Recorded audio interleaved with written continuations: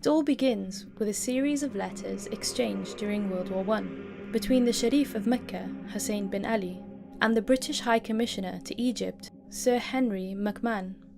The series of 10 letters, known as the McMahon-Hussein Correspondence, was exchanged between July 1915 and March 1916, in which the British promised the Sharif an independent Arab state after the war, in exchange for him launching an Arab revolt against Britain's World War I enemy, the Ottoman Empire.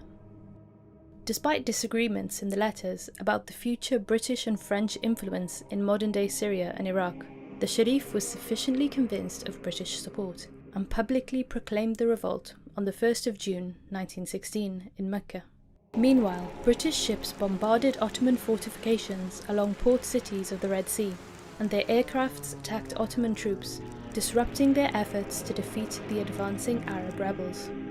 By the end of July, the ports of Jeddah, Rabigh and Yambu were in the hands of the Arab revolt, allowing the British to increase their supply of arms and equipment to the Arab forces in the Hijaz.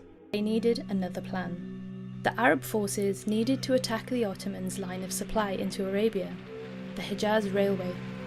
Faisal's men spent most of 1917 attacking the railway. Small raiding parties blew up sections of the track and destroyed bridges, water towers, and even some weakly defended stations.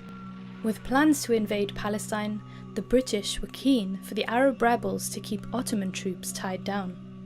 The revolt was in full swing, but following British advancements into Palestine, a secret document was leaked which revealed that just 2 years earlier, while the British were promising Sharif Hussein bin Ali an independent Arab state, they were also negotiating post-war zones of influence and direct control of Ottoman territories with France in the Sykes-Picot Agreement.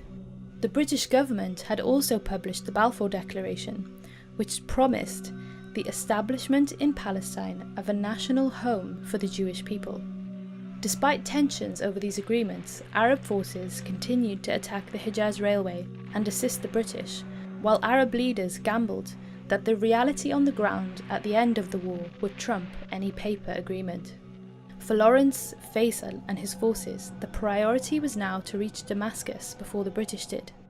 Arab forces played a vital role in the final offensive of the Palestine campaign, allowing British troops to advance swiftly through Palestine and Jordan and overrun what is now modern-day Lebanon and entering Syria.